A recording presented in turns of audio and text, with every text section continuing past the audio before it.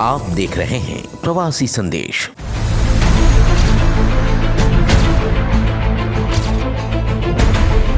और मुझे याद है कि वो 12 मार्च और ब्लैक फ्राइडे बोलते हैं, आज भी ब्लैक फ्राइडे है और आज भी अपना इंटरव्यू वही टाइम पे 1:20 के बाद ही हो रहा है। और वो टाइम पे भी मैं घटना को बताता हूँ कि वो टाइम पे शरद पवार जी चीफ मिनिस्टर थे, आज भी उसकी गवर्नमेंट है। ये सारा बहुत सारी चीज़ को इंसिडेंट हो रही है आज की डेट में।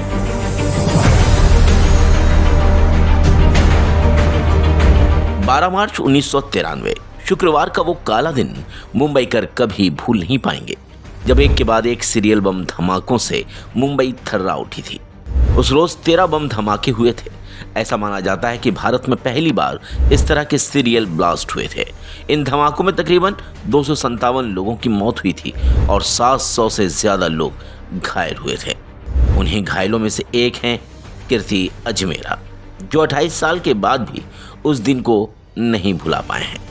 बॉम्बे स्टॉक एक्सचेंज के पास हुए धमाके के दौरान अजमेरा स्टॉक एक्सचेंज पर ही मौजूद थे।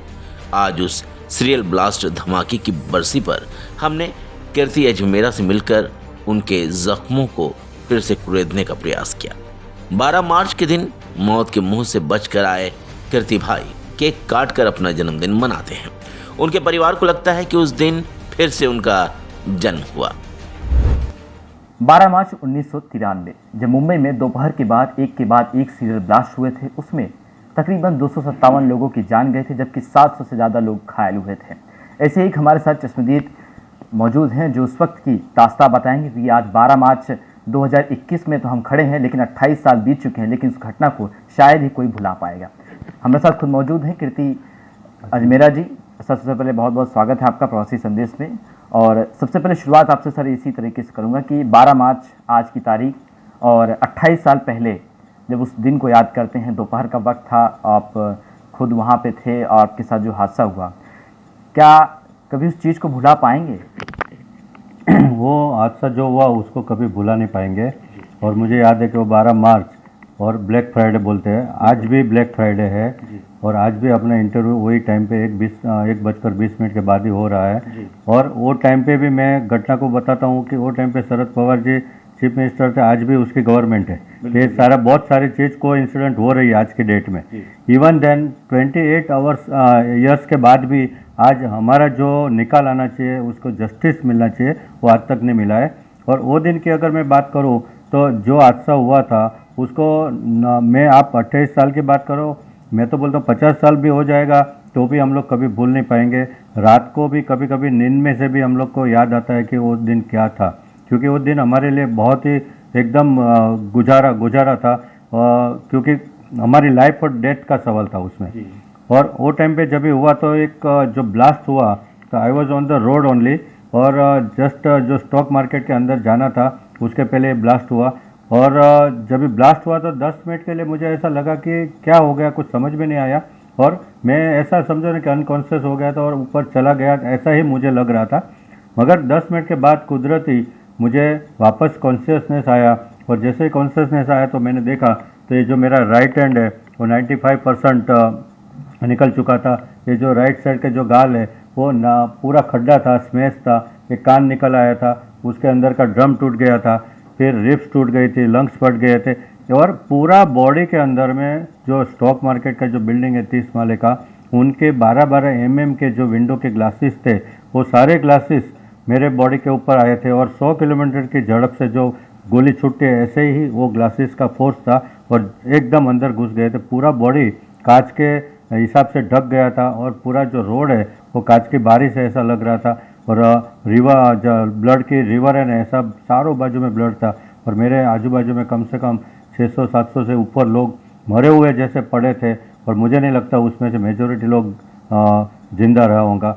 99 लोग जो है 99% जो लोग हैं वो उसमें मर गए होंगे।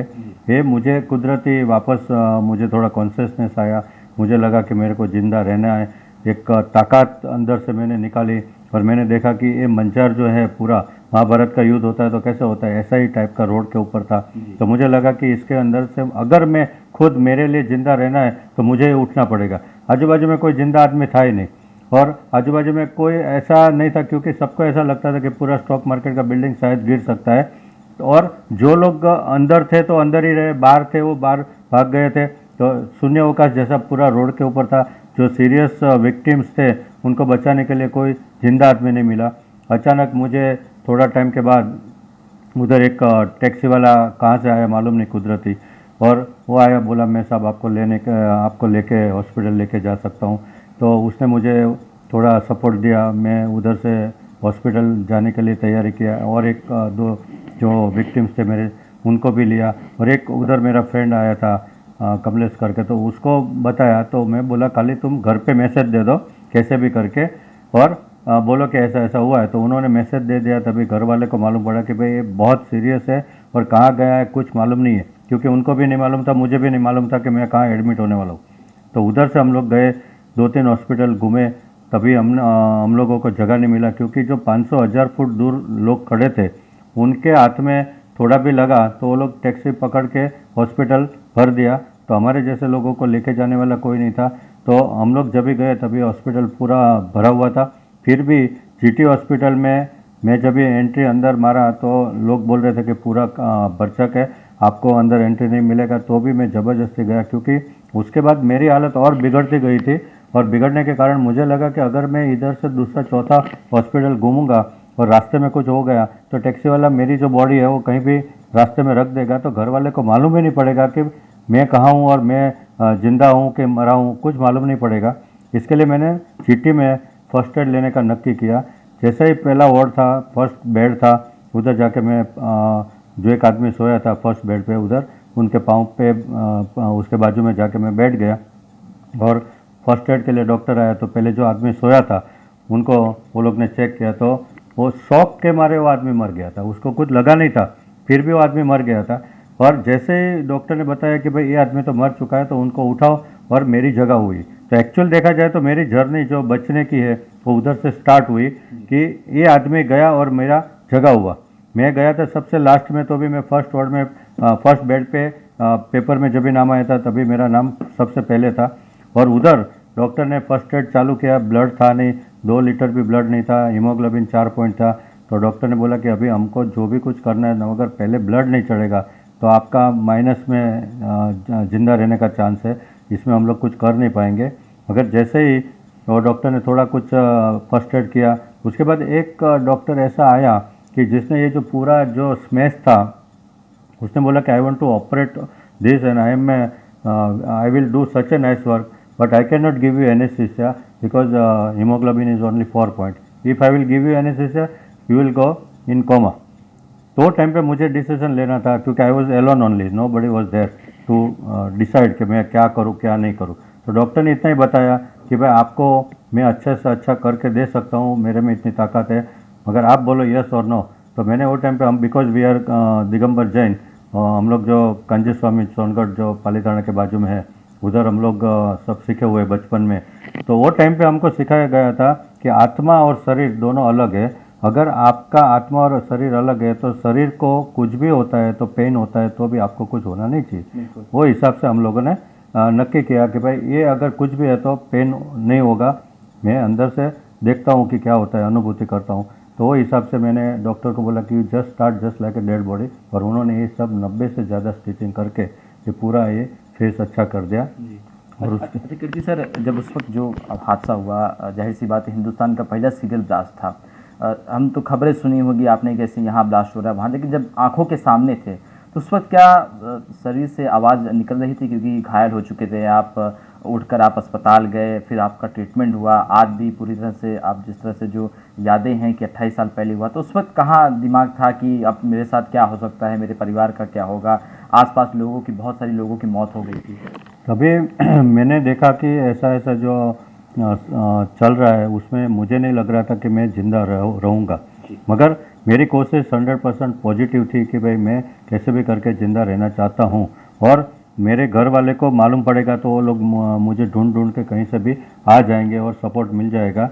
और ऐसा ही हुआ कि शाम को 5-6 बजे के बाद वाइफ को, मेरे ब्रदर को, इन लॉज को वगैरह को मालूम पड़ा, वो लोग ढूंढ ढूंढ के उधर आए, और आने के बाद वो लोगों ने पूछा कि अभी क्या करने का है। तो मैंने देखा कि अभी इधर हालत और ज़्यादा बिगड़ रही है, तो हम कौन सा भी एक अच्छा प्राइवेट हॉस्पिटल में जाना चाहते थे। और हम लोग हिंदुजा हॉस्पिटल का डिसाइड किया। उधर जाके फर्स्ट एड सब लेने का स्टार्ट वापस किया, ब्लड चढ़ाने का चालू किया, क्योंकि मेरा ए बी ग्रुप था तो ए बी ग्रुप भी बहुत कम मिलता है, तो ए बी ग्रुप का ब्लड भी आने लगा और ब्लड पूरा नाइट और मॉर्निंग तक ब्लड चढ़ाया गया। उसके बाद नेक्स्ट डे से मेरा सब ऑपरेशन चालू हुआ और एक के बाद एक करके कम से कम 40 से ज़्यादा ऑपरेशन 6-7 साल के अंदर में हुआ। और आज के डेट में भी ऑपरेशन अभी भी चालू है और बहुत सारे ग्लासेस के टुकड़े, ये जो मैं आपको बताऊं कि भाई ये जो ग्लास के टुकड़े अंदर थे वो कैसे थे, ये जो 12 mm के जो ग्लास के टुकड़े हैं ना, ऐसे टुकड़े अंदर से निकाले हुए हैं और स्टॉक एक्सचेंज के विंडो का है, विंडो का है। तो ऐसे ही टुकड़े, बहुत सारे टुकड़े जो मैंने वो टाइम पे डॉक्टर से मांग के लिया है कि भाई कैसा है, मुझे सैंपल के तौर पे चाहिए। और ऐसे ही टुकड़े अभी भी बॉडी में पूरा राइट साइड में है और अभी भी उनको निकालने का ऑपरेशन चालू है। आज 28 साल के बाद भी एक ऐसा सिलसिला पूरा नहीं हुआ है और ऑपरेशन चालू है। ऐसा मुझे लगता है कि कभी क्या होगा वो समझ में नहीं आता मुझे। तो जी शायद यही वजह कि आज के दिन 12 मार्च जब भी आता है, चूँकि आपका जो असली जन्मदिन का दिनांक है वो 12 मार्च नवंबर में आता है, लेकिन आप 12 मार्च को 12 तारीख को ही आप जन्मदिन मनाते हैं। आप लगता है कि उस दिन आपको एक नई जीवन मिल गई, पुनर्जीवन हुआ वहाँ से आपको? या वो हम लोग ऐसे ही समझते हैं कि वो दिन मैं बच गया, तो मैं उसको 12 मार्च को एनिवर्सरी नहीं समझता हूँ, डेथ एनिवर्सरी के रूप में नहीं समझता हूँ। मैं समझता हूँ कि वो दिन मुझे कुदरत ने बचाया, तो let me celebrate as a rebirth. तो हम लोग 12 मार्च को भी सेलिब्रेट करते हैं और 12 नवंबर को भी सेलिब्रेट करते हैं और दोनों में हम लोग सेम खुशी होके ही काम आगे बढ़ता है मेरा। और ऐसे ही हम लोग समझते हैं कि भाई हम लोग जिंदा है तो बहुत ही बड़ी बात है। लेकिन सर जिस तरीके से जो 13 बम ब्लास्ट हुए उसमें सीरियल ब्लास्ट हुए, पहला जहाँ पे थे आप घायल हो चुके थे, आपके पास आप खुद वहाँ पे थे, उसके बाद आपको पता चला था कि और भी जगह ब्लास्ट हुए हैं और भी लोग घायल हुए हैं, तो उसमें क्या अफरा तफरी का पूरी बम्बई में माहौल हो गया था? बॉम्बे में क्योंकि उसमें ना मोबाइल फ़ोन हुआ करते थे और ना सुविधाएं उस वक्त थी, तो आप तो अपने परिवार के पास कब मिले? मतलब परिवार आपके पास किस तरह से पहुंचा था? परिवार को तो ढूंढ ढूंढ के आना था। वाइफ को खाली एक फ़ोन मेरा फ्रेंड का गया था, तभी लैंडलाइन थे, तो वो लैंडलाइन के ऊपर एक फ़ोन आया और वो फ़ोन आने के बाद मेरे ख्याल से तभी लैंडलाइन भी बाद में गवर्नमेंट ने बंद कर दी थी। तो लास्ट लैंडलाइन में फ़ोन आया वाइफ को कि ऐसा ऐसा कीर्ति अजमेरा का हुआ है और हॉस्पिटल में वो जा रहा है। तो वो लोग तुरंत ही निकले और बाद में वो लोग ढूंढ ढूंढ के बहुत मेहनत के बाद मुझे जीटी में मिले और उसके बाद हम लोग सब साथ में ही रहे और एक दूसरे के सपोर्ट के हिसाब से हम लोग आगे हिंदुजा में सब ऑपरेशन चालू किए। लेकिन सर शरीर में कहाँ कहाँ ऑप्शन हुआ था उस वक्त? कहाँ कहाँ आपको चोट लगी थी जब आप घायल हुए, उठ के आप गए? शरीर मतलब कहाँ कहाँ आपको चोटें लगी थी? मुझे चोटें लगने में मेन तो ये जो राइट हैंड है वो 95% निकल चुका था। ये फेस जो है पूरा खड्डा था, 90 से ज़्यादा स्टिचिंग थे। ये कान नीचे आ गया था, उसको वापस जॉइंट किया, कान के अंदर का ड्रम टूट गया था। ये सारी जो रिप्स होती है अपने 7-8 वो रिप्स टूट गई थी। रिप्स को तोड़ के जो 12 mm के जो ग्लासेस थे वो ग्लासेस ने लंग्स फाड़ दिया था और लंग्स को भी रिपेयर करना पड़ा। ये सारी जो राइट साइड जो है वो स्मैश हो गई थी और उनको रिपेयर करने में 6-7 साल लगा और उसके बाद भी आगे चालू था। और फिर बाद में जो फिंगर्स जो है वो फिंगर्स को भी अभी भी इतना काम नहीं करती है। ये थंब को भी रिपेयर करने के बाद टेंडन ट्रांसफ़र बोलते हैं, वो भी इधर तक करके डॉक्टर ने थोड़ा अच्छा किया। ये सारी जो आप हाथ देखेंगे तो ये सारा जो हाथ है वो भी स्मैश हो गया था। उसके बाद मसल्स भी नहीं था, तो ये जो पाँव है उसकी लाइव स्किन इसके ऊपर लगाई गई थी वो टाइम पे और लगाने के बाद इसको थोड़ा सेटल हुआ। आज के डेट में इतने सालों के बाद ये ऐसा हाथ है, ऊपर भी खड्डा है इधर भी। और आप अगर देखेंगे पूरा तो आप बोलो तो मैं दिखा सकता हूँ कि भाई कैसे कैसे क्या हुआ था। तो आपको अभी भी मालूम पड़ेगा कि भाई वो टाइम पे क्या हो सकता है। अगर समझो आज ऐसा हालत है तो वो टाइम पे क्या होगा, आप इतना समझो।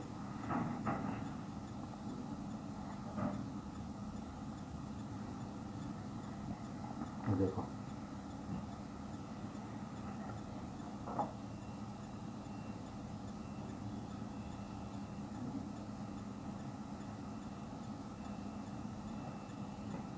पूरा हाथ अभी भी ऐसा है। तो 28 ईयर्स के पहले क्या होगा। ये खड्डा तो इधर नीचे तक है, थोड़ा हिल हुआ है और इसमें अभी भी इतनी जान नहीं है। ये नर्व्स इधर से कटी हुई थी, इधर थोड़ी अच्छे, तो पूरा हाथ है ना, आज की डेट में भी जो माइंड का कंट्रोल है ना वो इसके ऊपर नहीं है। अभी समझो आपसे सेकंड करेगा ना तो ये अपने आप ये हाथ वापस नहीं जाएगा, हो सकता है कि वो रुक जाए। ऐसा ये पूरे रिस्ट टूट गई थी देखो।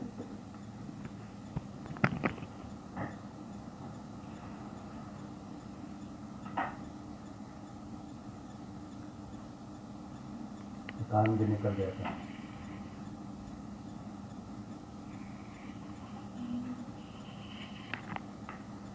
तो ऐसा ये राइट साइड पूरा डैमेज था और वो हिसाब से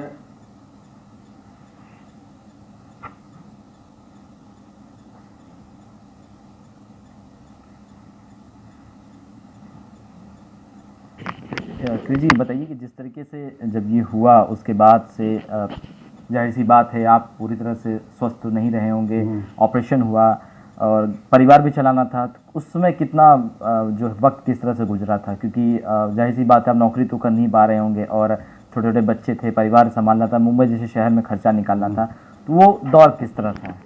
वो दौर बहुत ही ख़राब था क्योंकि ये जो होता है फाइनेंशियल ब्लास्ट भी हुआ और शारीरिक ब्लास्ट भी हुआ, तो वो दोनों को संभालना वो टाइम पे बहुत ही कड़ी परीक्षा थी हमारे लिए।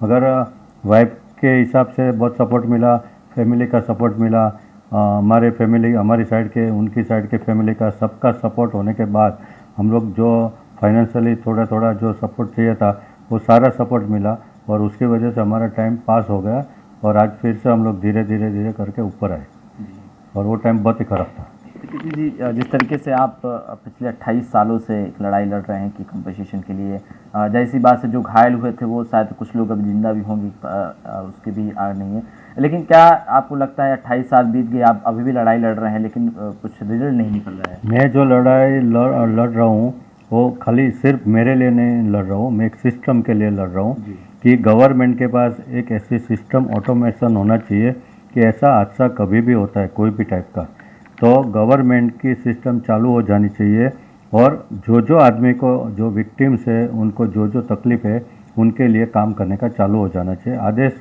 निकल जाना चाहिए ऑन द स्पॉट। कोई भी गवर्नमेंट होए और कोई भी आदमी जिसको नहीं मालूम है मगर सिस्टम मालूम है तो वो सिस्टम से काम चालू होना चाहिए और उनको जितनी भी हेल्प हॉस्पिटलाइजेशन के लिए चाहिए वो मिलनी चाहिए। उनके बाद भी उनको कंपेंसेशन जो नक्की किया है वो कंपेंसेशन भी मिलना चाहिए और वो आदमी को बाद में सर्वाइव के लिए सर्विस या बिजनेस जो देना चाहिए, जो उनकी हैसियत है वो हिसाब से वो भी देना चाहिए। ऐसा मुझे गवर्नमेंट से गुजारिश है और मैं इसीलिए लास्ट 8 ईयर्स से मैं फाइट कर रहा हूँ। मैंने कम से कम prime minister, president, home minister, state government में चीफ मिनिस्टर, गवर्नर वगैरह सबको पूरी डिटेल के साथ में लेटर लिखा हुआ है, एक बार नहीं 2 3 5 बार लिखा हुआ है मगर आज तक उनका कोई रिप्लाई नहीं हुआ है।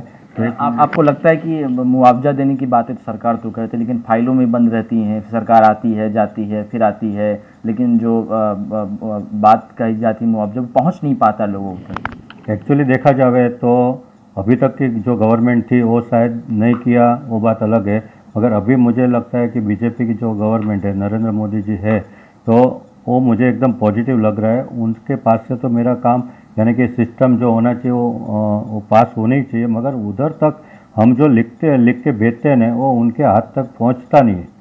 अगर वो पहुंच जाए तो ये तुरंत ही काम हो सकता है और ये पूरी सिस्टम बैठ सकती है और अच्छी तरह से वो लोग काम कर सकते हैं। तो मैं राह देख रहा हूँ कि भाई अगर मुझे गवर्नमेंट की ओर से अगर बुलावा आए तो मैं पूरा सिस्टम समझा सकता हूँ और आगे कैसे काम करना चाहिए, कैसे कमेटी बिठानी चाहिए, वो सारी भले उनको नॉलेज होगा मगर एजुकेशन नहीं है।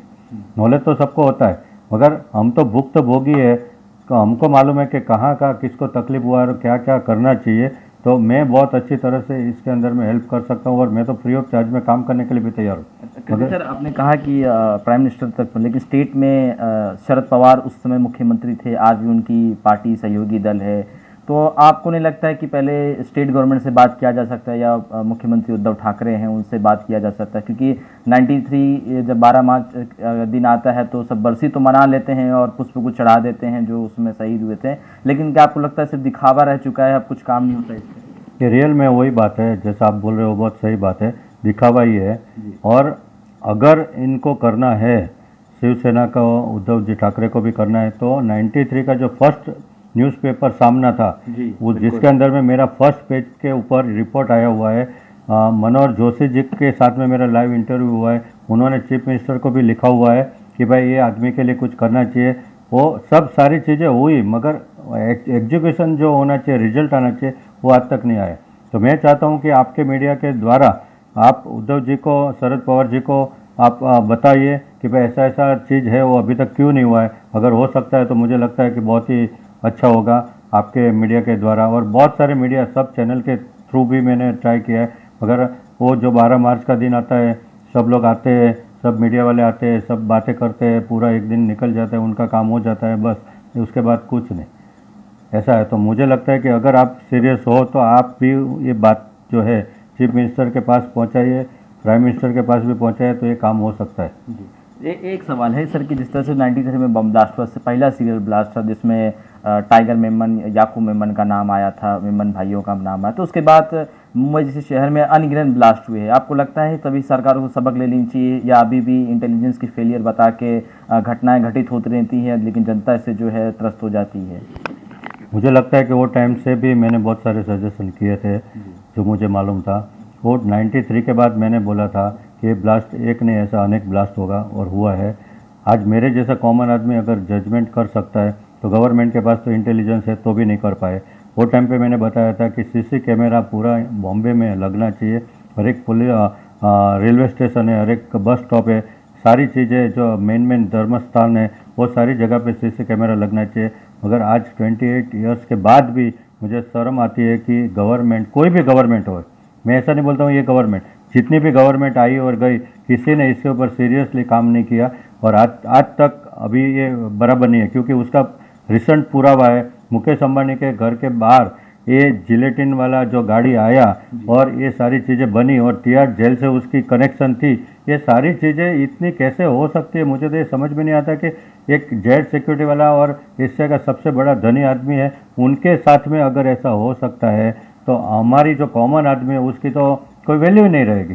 तो ये क्वेश्चन है कि गवर्नमेंट के सामने, कि गवर्नमेंट जानबूझ के इसके ऊपर ध्यान नहीं दे रही है, या तो कुछ क्या लो पॉइंट्स है कि वो वीकनेस है, कि वीक पॉइंट है कि वो कर नहीं सकती है, किसी से दबाव में नहीं कर सकती है, या ऊपर से किसी का दबाव है, कोई ऐसे गैंग वॉर का, कि वो कुछ कर नहीं सकते। मुझे तो उसमें कुछ समझ में आता नहीं है। मगर ये शर्म की बात है कि आज की डेट में इतने वास्ट इंटेलिजेंट होने के बावजूद भी बॉम्बे में ऐसे अच्छे लोकेलिटी के पास भी ऐसा हो सकता है, तो और कोई जगह पे क्या नहीं होगा। मुझे तो डर लग रहा है आज के डेट में कि वी आर नॉट सिक्योर्ड। बिल्कुल। जाकर एक आखिरी सवाल कि आपने ज़िंदगी एक नई शिक्षा लोगों को दे दी, नई पाठ कि कैसे ज़िंदगी में चाहे जितने भी कठिनाइयाँ हैं, लेकिन हमें लड़कर इसका डट का सामना करना है। जिस तरह से आपके ऊपर जो घटना घटी उसके बाद आप खड़े हुए हैं और शरीर पे अभी भी वो दाग पड़ा है कि जब तक आप रहेंगे तब तक आप उसको याद करेंगे।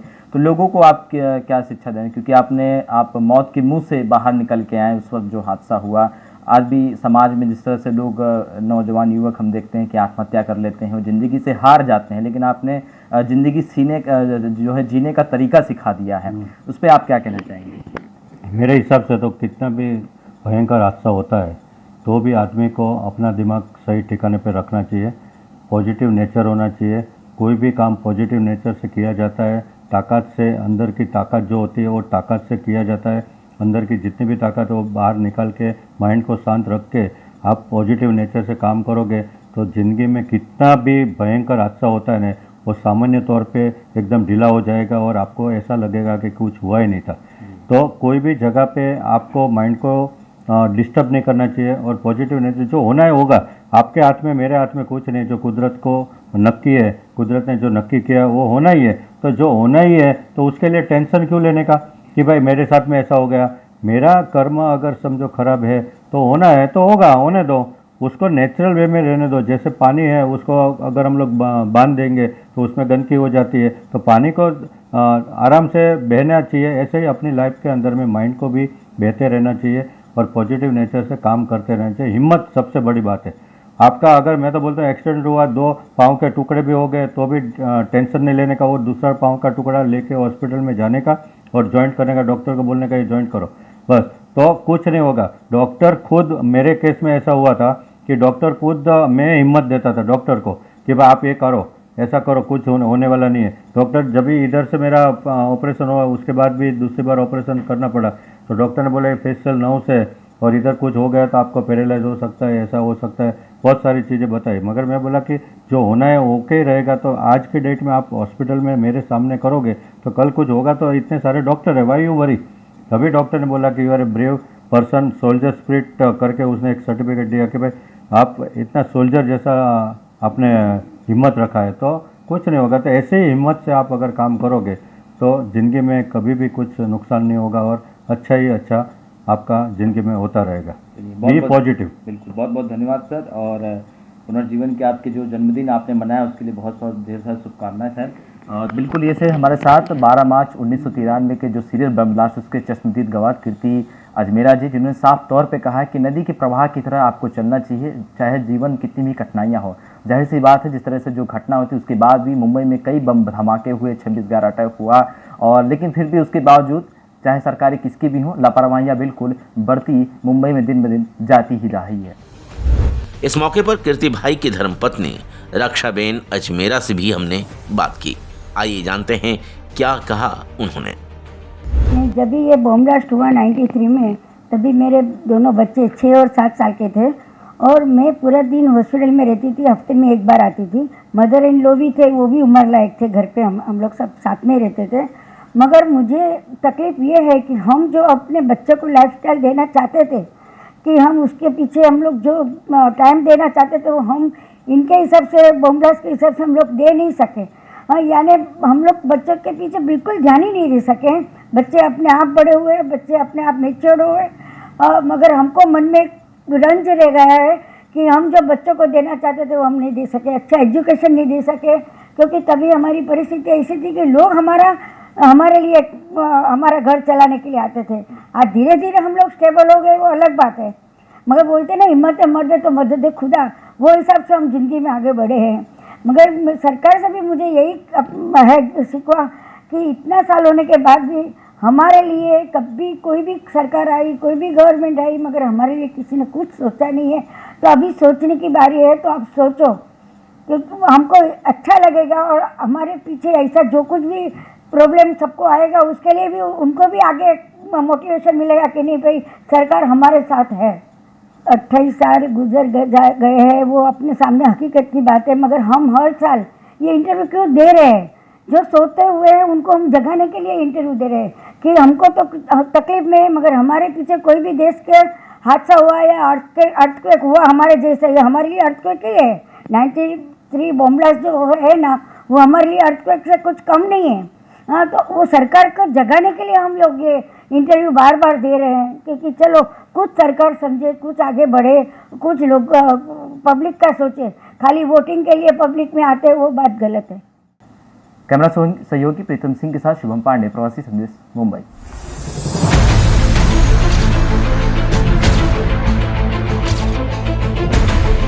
और मुझे याद है कि वो 12 मार्च और ब्लैक फ्राइडे बोलते हैं, आज भी ब्लैक फ्राइडे है और आज भी अपना इंटरव्यू वही टाइम पे 1:20 के बाद ही हो रहा है। और वो टाइम पे भी मैं घटना को बताता हूँ कि वो टाइम पे शरद पवार जी चीफ मिनिस्टर थे, आज भी उसकी गवर्नमेंट है। ये सारा बहुत सारी चीज़ को इंसिडेंट हो रही है आज की डेट में।